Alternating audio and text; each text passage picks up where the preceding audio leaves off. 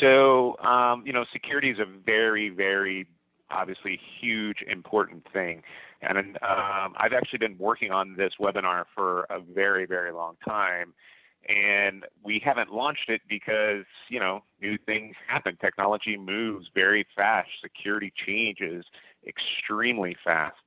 But at some point, I've got to draw a line in the sand and move forward. So this webinar is going to be about, have the following agenda, which, let me make sure participants are joining that I'm missing. Okay, so the agenda will be, why should SMBs care about security? What are you protecting? What is cybercrime? How prevalent is it? How to fight cybercrime? Layers of security, a lot of different layers. The challenges that we have protecting you, and then the next step. Okay, so let's get to it. So why should an SMB care about security? Okay, so let's do this. Let's imagine waking up one day and all of your company data is gone, or is gone and posted on the internet. One or the other could happen. And these are real scenarios. I mean, I'm not just saying that, and I'm not trying to scare you, a little bit, but these actually do happen, and it happens a lot more than you think it does. So you could come into work one day, and overnight, someone could have hacked your databases, all of your files, possibly even try to erase your backup, which they do that too. They could have copied your data and say, hey, we have a copy of your data now, and if you don't pay us, we're going to post that data on the internet. These things actually do happen. They happen every day, and they're happening more and more. Okay, so imagine one day you can't get to all your data. Okay, that is, we're talking end of your business type of activity. That's how important this is. Okay, it is. If you could not gain access to your data, you would probably go out of business. Everyone would lose their jobs. You would freak out, and that would be it. Okay, but even worse, if your data was posted on the internet, you could lose your reputation. You might have to tell your clients, hey, I'm sorry, all of your data that we've been keeping for you, it's out on the internet, and we're legally required to tell you that your credit card has been compromised, your social security number has been compromised, the agreement that we had, maybe some kind of proprietary information that we had of yours is public information now. So if you were to tell a client that, you would probably lose that client, right? Obviously, loss in productivity if the data is locked up and you can't get to your data, or it takes us a long time to get you back up. People can't work. So, let's face it. Everybody gets up in the morning, and what do? They get on their computer and they work, right? They're writing emails, they're creating documents, they're getting on databases, they're doing all sorts of activities. And when they can't do that, you're paying them to do nothing, essentially. So that's the loss of productivity, loss in revenue, obviously stolen money, legal claims from your client or whoever, and loss of clients. Okay, so the next thing is, what are you protecting? So you're protecting your what's called PII, personal identifiable information. That's credit cards, that's bank information, that's health and personal information. Your client's PII, their banking information, credit cards, and their data, okay? And then your internal data, okay? So that's your accounting information, your QuickBooks or whatever accounting system you might use, your HR information, how much people are getting paid, things like that.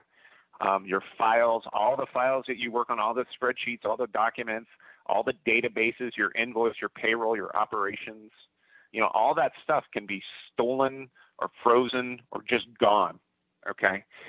You can lose your client list. It could be as simple as an internal employee leaving and stealing a client list with all your proprietary information on it, okay?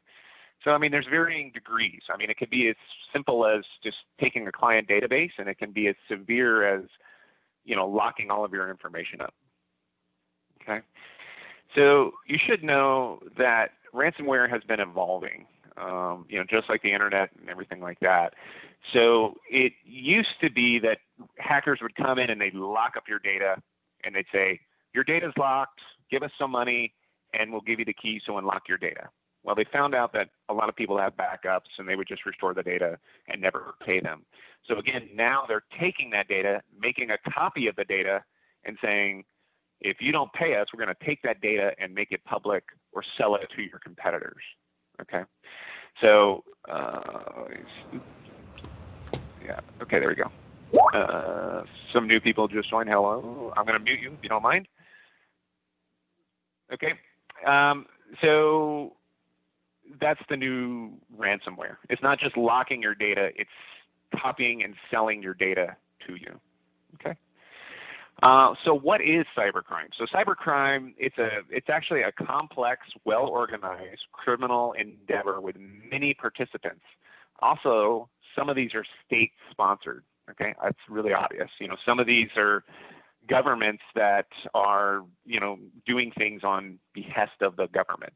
Maybe they want to disrupt, our energy and things like that. But when it comes to us and the SMB, it's usually it's a criminal organization, right? It's not these little kids running around trying to do things. I mean, these are people that literally go into a 9-to-5 jobs.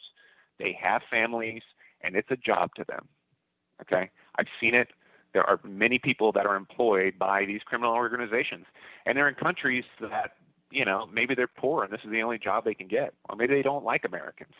Okay, most of this obviously is done offshore. Okay, so it's really impossible to stop. Okay, so and that's why it's so growing and it's so prevalent. It's a huge upside. I mean, if they hack you, they can gain all this money, and there's really no repercussions. So, for example, if to track down someone hacking you, okay, it's very difficult. But let's say we could actually do it. We find their IP, we say, hey, this person's located in, I'm not going to name countries, but in a country that's not favorable to the United States, okay?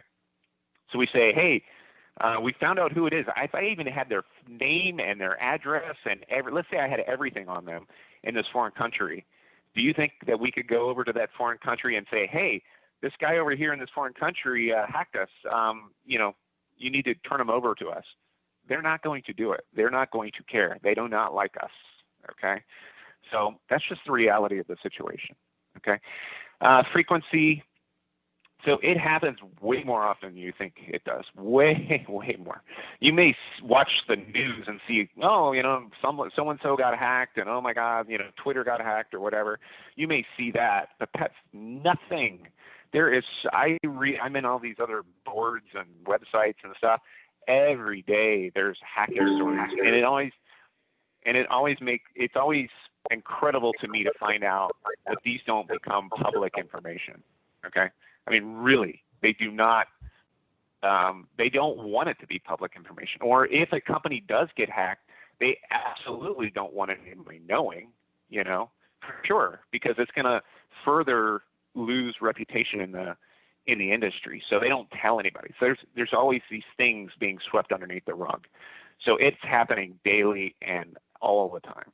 We're under a constant attack. There's 0 day. So I just want to let you know that basically every day there's new malware being created, new exploits being created. It's called 0 day. And 0 day means that it hasn't been released into the wild yet. So it's had 0 day on the internet. And so those are the hard ones, because a lot of antivirus that's out there, they use a list. So they say, here's a list of what's known bad. And if it matches that known bad thing, then stop it. But when something new comes out, it takes a few people to get infected before that list gets updated. So that's what 0 day is, and that's a big weakness of viruses or antivirus. All right. How prevalent is it? So it's cybercrime damage. Costs could hit $6 trillion annually by 2021. It's more profitable than the global trade on all major illegal drugs combined. So all these drug dealers are finding that cybercrime is more lucrative, and the retirement plan is not getting shot. So they're getting into it. Cybersecurity spending, it doubled in 2019. So companies are doubling the amount of money they're spending on cybersecurity. Okay, cybercrime jobs, it's predicted to reach 3.5 million by 2021. Again, these are people, just normal people. That's their job. They work for a criminal organization. It seems weird to us, but that's the way it is. And every year, ransomware attacks are growing at an annual rate of 350%, which is sort of unreal when you hear a number like 350%. But that's how much it's increasing every year. So every year, the number of these attacks are, tripling, which is insane. So we're all under constant attack. I'm sure you guys know that. You're getting, emails that are fake. They're knocking on the door of your firewall. They're trying to get in your phone. I mean, constantly, everything that you do, they're trying to get in it, and they're trying to find ways around it. So this is a risk register, which I made, and I thought it would be helpful for you to understand kind of the attacks that we see and the attacks that are out there in the world. There's a lot of other different, I didn't put SIM swapping with the cell phone, which is eventually actually how Twitter got hacked, but this is just kind of some common type risks. So ransomware via malware. So malware is, this thing, it's like a virus that gets on your computer, and that allows them, the ransomware is the crypto locking and the stealing of the data. So they usually do that through phishing email. Phishing email is the number one way people do hacking. It's cheap, it's easy. They can send it out to 1 million people, and if they get 0.01% of 1 million people, that's still a lot of people, right? Or someone goes to an infected website. It could be some website hosted by someone that doesn't know how to run a website, and a hacker gets on that website and they can put embedded code on that website, and when you go to that website, it infects you. So that happens as well. So what they can do is they can steal your data, they do crypto locker, and the likelihood of those things happening is almost certain. Everyone at some point is going to get some type of malware on their computer, and your AV will hopefully block it. You probably in your life experience that, right? And the impact is high. Okay, so if the malware gets on your system and the antivirus doesn't catch it, you're going to have a serious problem. They're going to, ruin your computer. So real quick, spear phishing, that's phishing emails. Almost certain everybody's had a spear phishing email. You probably got one today, I'm sure. Inside theft, it happened. It's possible. You get a disgruntled employee under duress. That effect is they might steal client information. They might sell your information to competitors. They might make it public. They can do certain things like that. Wire fraud. Wire fraud happens all the time. We've had clients, multiple clients have had this happen to them, and where basically, they impersonate another client, or they impersonate the CEO by taking the domain name. They buy a domain name that's similar to an existing domain name. So like On Time Tech, they might do ONTIEM versus ME, right? And so they'll transpose certain things, and so you don't notice it, and they'll say, I need to wire money to this person, and the accounting person will go, oh, I'm going to do it because I need to do it. And they don't double check, or they don't have a process, and they'll wire transfer money. And it happens. We've had it happen to clients. It's happened recently to a client. And why does that happen? The cause of it is just lack of training and procedures, right? So the likelihood is very likely. The impact is obviously high. Physical theft, it's basically not having internal procedures. Part of what I'm going to be going over is having procedures, talking to your staff saying, hey, if you have a company laptop, do not leave it in your car in San Francisco, or don't leave any physical devices out in the open, because you could get PII stolen, right? If there's personal PII, this personal identifiable information on a laptop, it gets stolen, and it's not encrypted, that PII, you have to report it. Like, you're literally legally responsible to report that. And so you have to also report that to the people that lost that information. It's kind of unlikely you get physical theft. It happens, but it's not like it happens. We have people get, I'd say out of our clients every year, we probably get like 4 or 5 laptops stolen. Impact is moderate, depending. Denial of service, you guys don't really need to worry about this, but it's just basically a bad actor who targets you, and they flood your internet with a bunch of denial of service. It takes your internet down. It's very rare. Probably won't happen to you, but I just wanted to show you. So next, how do we fight it? So I'm going to go over the history of security a little bit through what's called the security onion, and then I'm going to talk about NIST, the National Institute of Standards and Technology, a great organization, very smart and intelligent people, and they've come up with the NIST approach to security. Now, there's a lot of different compliances out there. There's PCI, there's HIPAA, there's SOX, there's SEC. There's all these different compliances, okay? We chose NIST because I found it very easy for me to communicate it to people. It's easy to follow, and it's kind of a good general blanket. And if we can get NIST compliant, or mostly, you're going to fit into the other compliances. And all the compliances kind of like overlap each other anyways. So we're going to go over NIST, okay? So really quick on the history of security. So back in the day, I've been doing this a while. So it used to be, I have a firewall. I have antivirus. I do, spam filtering. I'm protected. Well, I got news for you, everybody. And this is, you need to understand, a firewall and antivirus and patching does not cut it anymore. Just because you have a firewall doesn't mean like you're protected. That nowhere near. I mean, essentially, if someone sends you a spear phishing email and you click on that email, you just bypass the firewall, you just bypass your antivirus, and you just bypass all the patching if it's a 0-day malware. See? Just went right through all that, sliced it like a butter. So, as we evolved to like 2010, then we got more into viruses and spyware and more spam, and we got more malicious email. That's the email that I was talking to. So you start getting more advanced firewalls that are looking for things, more advanced antivirus and anti-spyware. We start doing more backups, right? We start going, we better really back up our stuff. People are going to get into our stuff. And then around 2018, things really got more advanced. We got virus, spyware, ransomware, 0-day, spam, malicious email, phishing, social engineering. Social engineering has been around forever, but it's becoming more prevalent. That's also how Twitter was able to do what they did. Was a combination of social engineering and SIM swap, for example.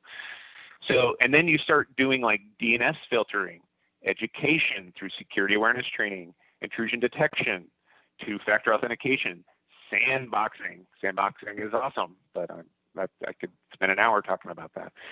So then you start about security operations center, a SOC. So a security operations center is a group of people, and they're watching activities coming in and out of your computer, and they're like actively saying, hey, that looks suspicious.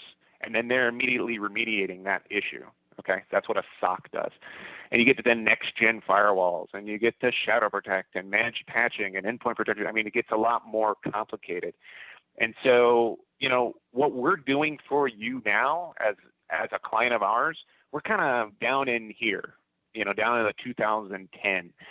Some clients have some of these things protecting them, and that's the problem. That's why I'm doing this. It's because we have a sort of a la carte with a lot of clients. Well, this client has this, and that client has this, and they have little pieces and parts of the puzzle, but you've got to have every layer protected, and if you don't, you're increasing your risk.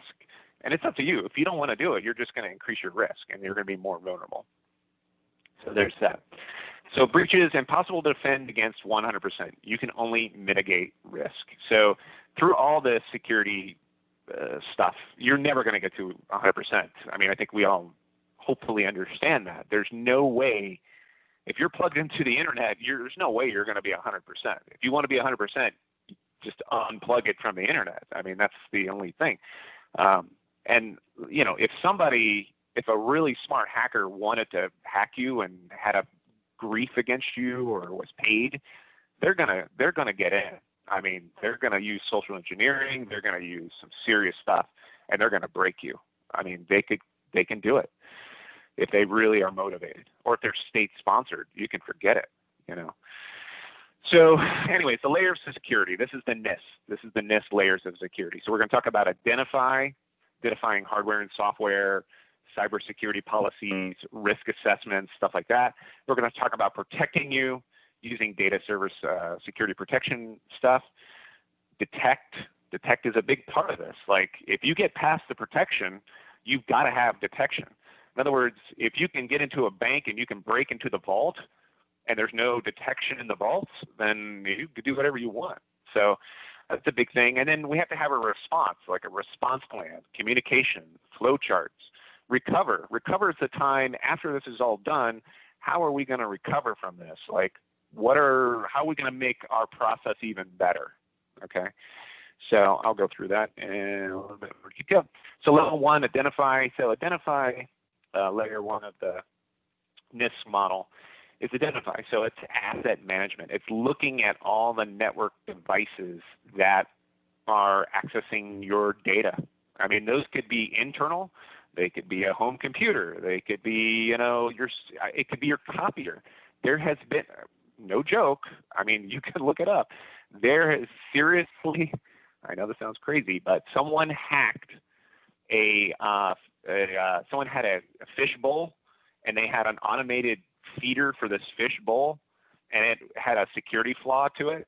And someone hacked that automatic fish feeder in an aquarium, and through that they were able to hack the rest of the network. Absolutely true story. It's insane. So the point is realizing what is everything connected to this network? What is the vulnerability? What could they do if they did get on the inside?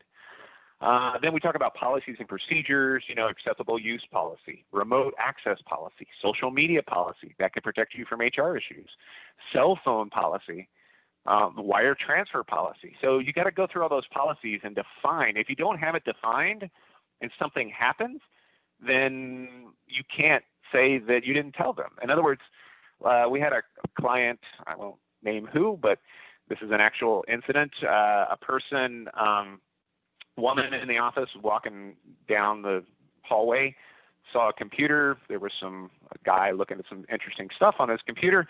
She saw that, was offended, went to HR and said, "Hey, I was offended." And they called the guy in, and he said, you were doing this stuff. And he's like, "Where is it in the HR manual that says that I can't do that?" And it wasn't in there. So they were in a bind because they did not define that he couldn't do those kind of activities. See what I'm saying? So, or, with remote access, maybe with remote access, we say, if you're going to remote in with a VPN, you need to make sure you have AV and VP, whatever. So those are certain things. You got to or social media. We don't want, we have a pre-made policy that says you cannot post anything about the organization in your social media, okay? Because this is other incidences, not with our clients, but with other clients, where someone had inside information about what was going on in the business. I heard about this from someone else, and they posted it on social media, and it got out, and it created this SEC thing because it changed the stock price. It was crazy. So you have to be if you don't define those activities, then people can do those activities and not have any repercussion. See what I'm saying? You also have to have a cyber liability insurance. So we would review that policy with you, and you need to make sure that you're adhering to that cyber liability insurance.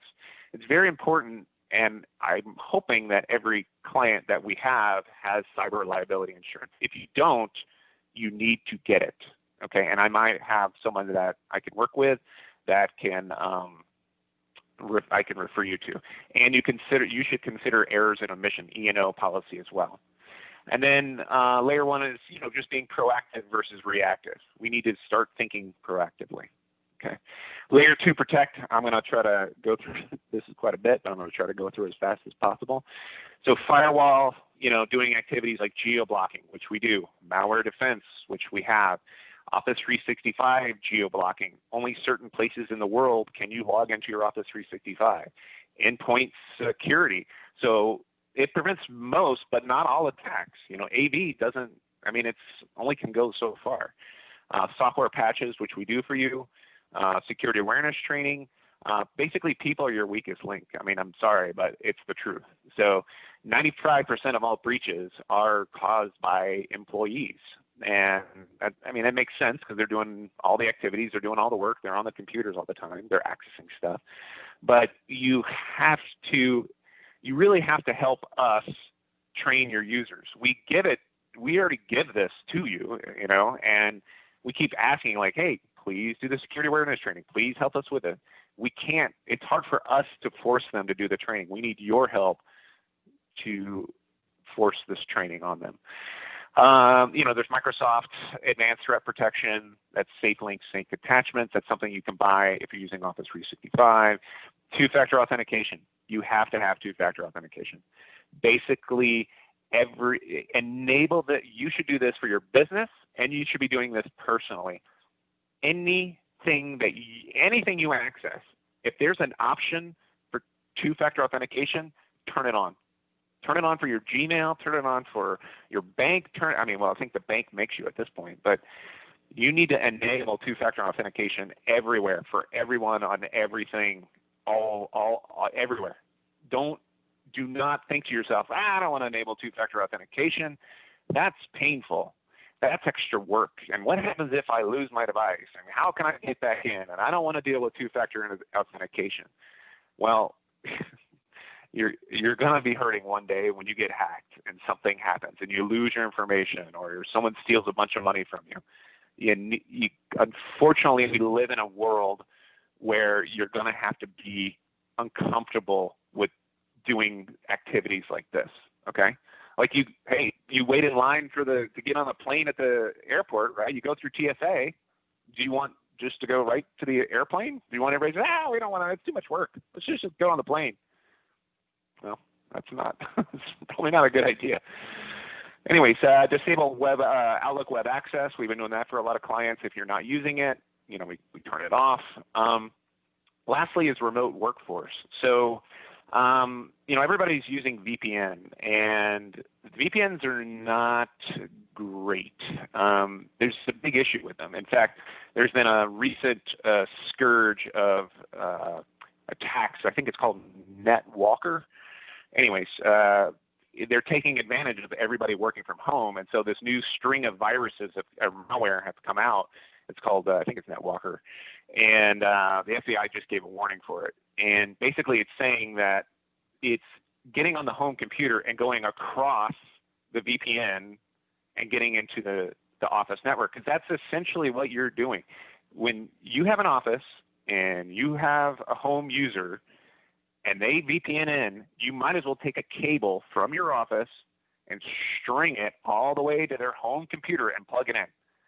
So if that home computer is compromised, they're going to get into your network at your office and do whatever they want. And you have no idea what people are doing at home. You don't know if their kid was on Fortnite or whatever he was doing, or maybe they just don't have antivirus. Maybe they don't patch. Maybe it's Windows 7 because they have some old computer. You don't know what they have. So a VPN is not a good way to get remote access into your office. So we're giving you, through this thing called Remote Workforce. I give it to you right now anyways for free. Remote Workforce will allow you to remote to your computers but bypass the VPN, and it gives you two-factor authentication. So if you remote, your VPN doesn't have two-factor authentication. So when you use Remote Workforce and you connect to that computer, it's going to send you an email and say, give me a code. Give me a code before you can get to this computer. And there's no VPN connection. You're just remotely controlling a computer. So that's that. Detect. So again, the SOC, Security Operations Center, it's basically someone focused looking for foothold, looking for something in the noise. I mean, there's a lot of logs and there's a lot of things going on. So a SOC is designed to be looking for those little needles in the haystack, essentially. You can imagine how many logs and how much network traffic, you personally have. Now imagine 10, 100, 1,000 people. Like, you can't keep track of it. It's insane. So that's would be a SOC. DNS blocking, it's just a layer. DNS is a layer making requests when you go to Google or Yahoo. That's the DNS, essentially. Dark web monitoring. So it's looking for any compromised accounts that are out on the internet. Some of the clients have that already. Respond, layer 4 of the NIST pillars. So basically, you need to have a response plan. We need to mitigate the incident. We need to communicate. We need to have a disaster recovery plan. We need to have image backups, not just file backups. We need to have image backups, right? We need to start backing up Office 365 or G Suite if you have it. Microsoft does not back up Office 365, okay? So I just want to make sure you understand that. Like, if you're using Office 365, they do not back it up. So if someone deletes an email, it'll stay on the servers for a little while, but eventually it'll drop off. And then again, cyber liability insurance. It's cheap. Get it. Review it. So recover again. It's like the planning part. It's the incident, the IRP, incident response plan. What does that document look like? What's the flow chart? And what I mean by that, so an incident response plan says, okay, a security incident happened. Okay, what are we going to do? Well, we need to contact legal. We need to contact maybe our public relations person. We need to obviously contact the CEO. We need to contact, all these people. And it's a flow chart. If this happens, do this. What are their names? What are their numbers? What are their emails? Because you want to be able to not have to think about when you have an incident, you don't be like, where is that? What is it? You want to have a plan because you're going to have your brain's going to be racing with a million different things. So if you have an incident response plan with a flow chart of what you're going to do and how you're going to respond to it, and we already have the pre-made flow chart, you'll be a lot more, blood pressure will start to go down. This is what we're going to do. We're going to react. We're going to do this. We're going to contact this person, contact the insurance, contact the lawyer, contact the, whoever, so we know what to do. So that's what that is, the communications. Remediation, basically it's the time spent.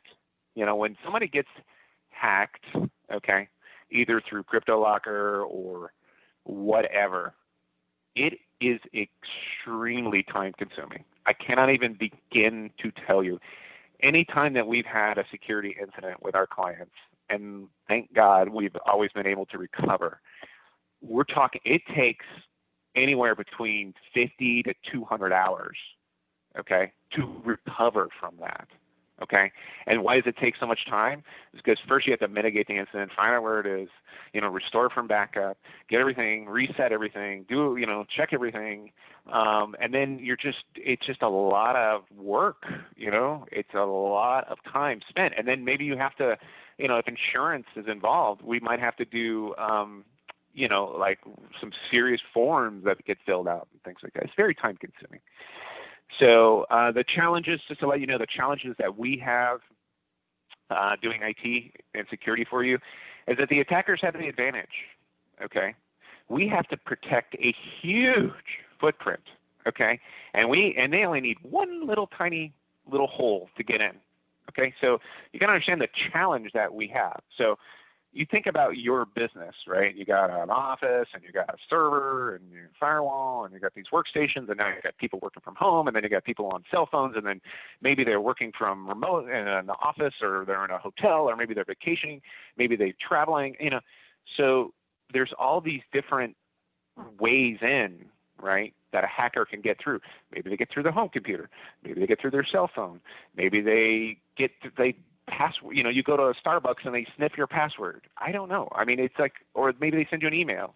There's a million ways that they can get in, and they only need one little way. And we have to plug every hole, right? So it's very difficult for us to protect you, and we need more and more tools and outside help, like with a SOC, Security Operations Center, to help us, heavy lift some of this stuff. Because it's just too much information. It's too many holes, so we have to fix it. The other challenge is obviously home users. What I just said with the VPNs, using remote workforce will really help. And then having a basic package maybe for home users. Like maybe we say, okay, if you're going to remote to work from home, you have to put our security tools on your home computer. They're not going to like that. They're really going to not like that, because it's like their home computer and we're putting stuff on there. But if they want to work from home, then we need these tools to help us protect you, because they get on that computer, they get on your whatever. So, and then we need your help with security awareness training. That is probably one of our biggest challenges. We constantly are fighting, like, hey, please do your security awareness training. Please do the awareness training. And people don't do it. And we ask the client, please help us. And it goes back and forth and back and forth. So we need to take a little bit more of an aggressive approach. We need your help to get these people to take that training. I know it's not fun, and it's not something they want to do, just like two-factor authentication and security. Or waiting in line at the TSA. I don't want to wait in line in the TSA. I hate it. I can't stand it, but I do it. It's the same thing with training. I don't want to do the training either, but I do it because I know it's important. So, and part of the security awareness training and bringing all this stuff is to create a culture, right? We need to get everybody starting to think in the business like, hey, because part of the security awareness training is we fake fish email them, right? And they might fall for it, and then we can call them out on it, right? And put on a wall of shame, or you can talk to them. But then they start, it piques them, be like, oh, I got to be on my toes. I might get caught, and that's the thing. If we send a fake phishing email to them, let's say, and they click on it, we make them take the training again. So guess what? They're going to be on their toes because they don't want to take that training again, right? So what are the next steps? Okay. The next steps is getting this core security plan. Okay. Now, I'm going to be perfectly honest with you. I have put an immense amount of time on this. And do I want people to spend more money? No. I have a business. I don't want you to spend more money. I don't want to spend more money, especially now, right? Nobody wants to spend money. But my job is to tell you that these risks are out there and that these problems are out there. And if you do not want to do these things, that's your choice and you're taking the risk. But I'm telling you that this is what we need to protect you. Okay? So this is what we need. And all of this is going to be a bundle of stuff. Okay? And some of people already have some of this stuff, so it'll be different, the proposals that we get for different clients and things like that. And, we could certainly a la carte this. I don't want to a la carte it. But this is his base plan. And this plan right here will get you 80% there, maybe 85%. Okay. So I just want to be clear, even with this, you're only going to get 80% there. All right. So, and right now you're probably like 40% there. Okay. With what we have in place. All right. So we need to start doing DNS protection, firewall, backup. We need to start putting advanced antivirus, okay? And advanced antivirus is going to be something that our antivirus now, it's good, it's great, but there are better antiviruses that are artificially, it's machine learning, AI-based antivirus, and they're not looking at lists, they're looking at behavior, and there's a security operations center behind that, watching that activity and looking at certain logs, and then they jump in and help us. So that's the SOC, dark web monitoring. We've got to back up your Office 365, security awareness training, two-factor authentication, remote workforce, patching, port scanning, remediation. So remediation is another thing. So with this plan, you'll get 50 hours of remediation time. If you say, if you don't accept the plan and a security incident happens, I'm going to be charging you for it because it's going to take me a lot of time. And I've told you, you need these things. You haven't bought these things, so now something has happened. So I'm going to charge you for the time that it takes me to fix it because I could spend 50 to 100 hours on it. Okay, I think that's fair. So Office 365 ATP, you would be purchasing that. And then we'd be doing regular NIST updates. We'd be doing regular assessments, okay? And I'll explain that in a second. So there's some optional enhanced security services. These are optional. This will take you to that 90, 95%, but they're a lot more expensive. these extra things.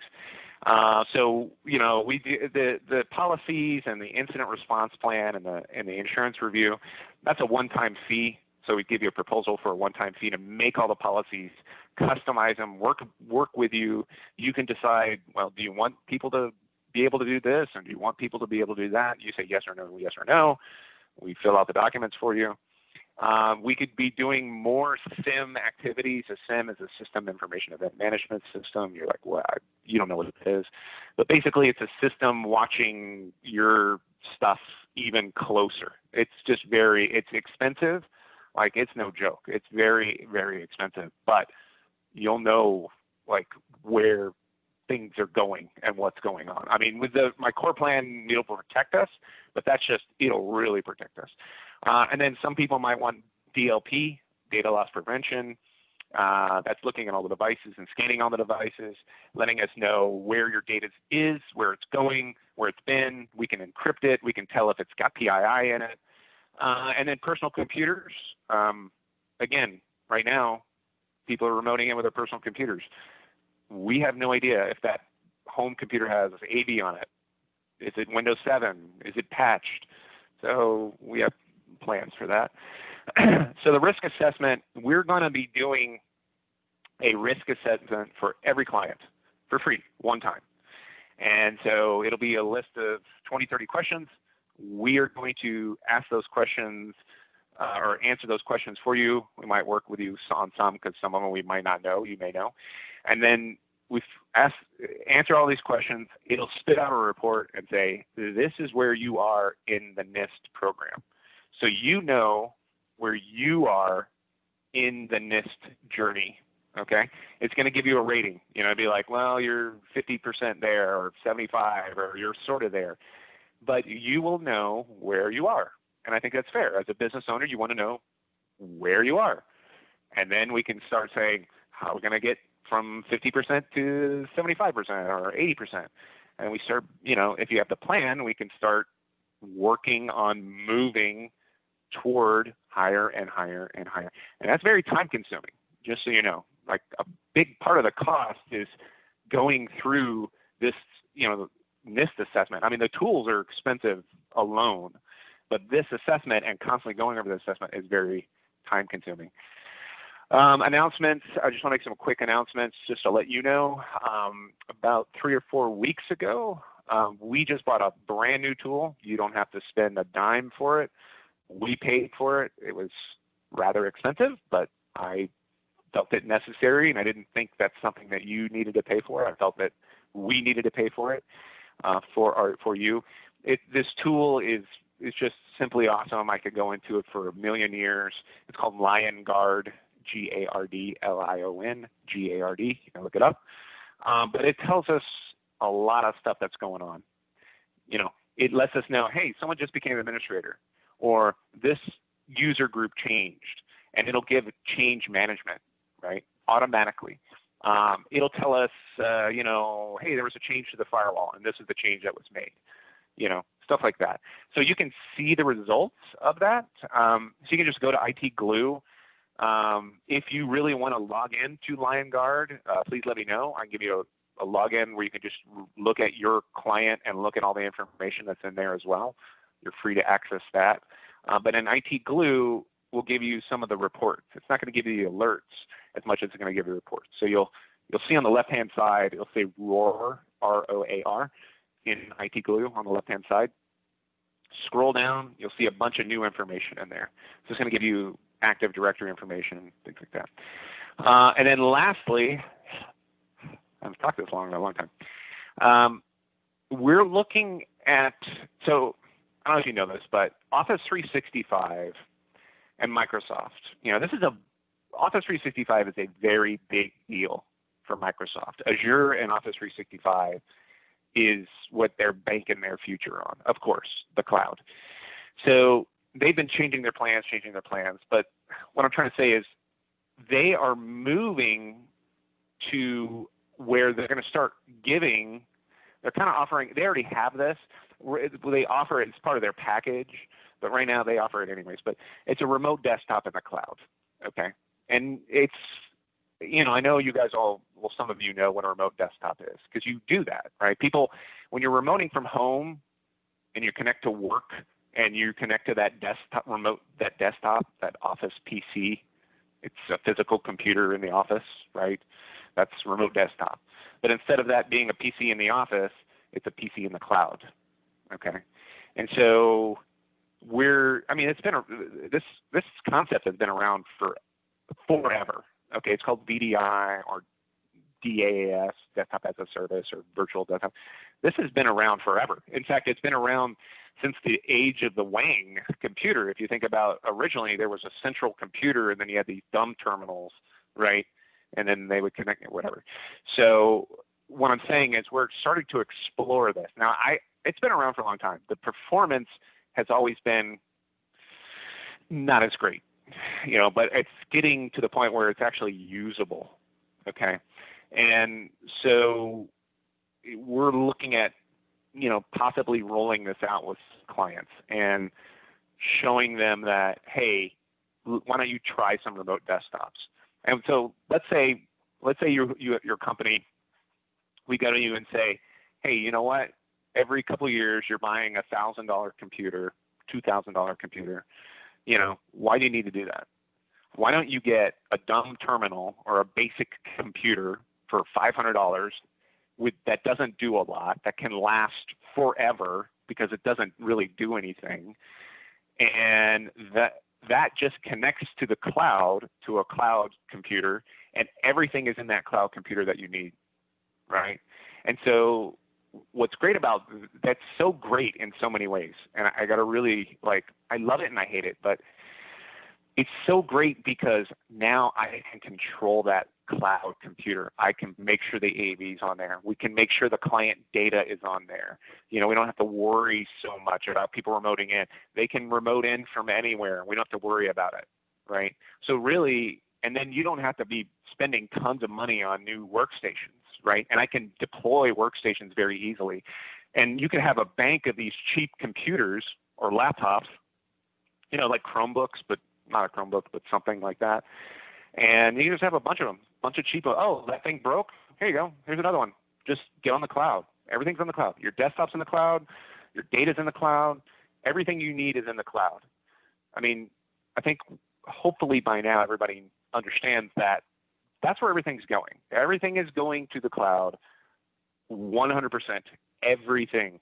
It's, if you don't think it is, okay? If you're not there, you're going to be there eventually. And it needs to be there. You've got backup, you've got redundancies, you don't have to worry about all this stuff. There's a lot less stuff to worry about. You do have monthly costs, so that is going to go up, but you don't have to worry about a lot of other things. So we're exploring that. I'm just letting you know. So that's kind of in progress. So we need to take action, basically purchase the core security plan, help us protect you, have knowledge, and realize that you are a target. And being hacked will affect your work, reputation, and loss of revenue. So you need to have that knowledge. Do not think for a second, oh, I'm a tiny small business and I only do so much a year and nobody cares about us and they won't hack us. They're trying to hack, a bank or something like that. If you think that way, you're going to have a really big problem because they're hacking everybody all the time. They don't care. Maybe with a bank, they're using more sophisticated methodologies, and more people targeting them, but everyone is a target. So lastly, if you don't want to take action, then you are accepting the risk, and that is your choice, and that's fine, but that's your choice to take the risk, not mine. So I really do appreciate it. Thank you for your time. I'm not going to do Q&A because I don't want to stretch this out forever. But if you do have questions or anything, just email me. Give me a call. There's my email and my phone. I think everybody has that information. I will send out the slides and I'll send out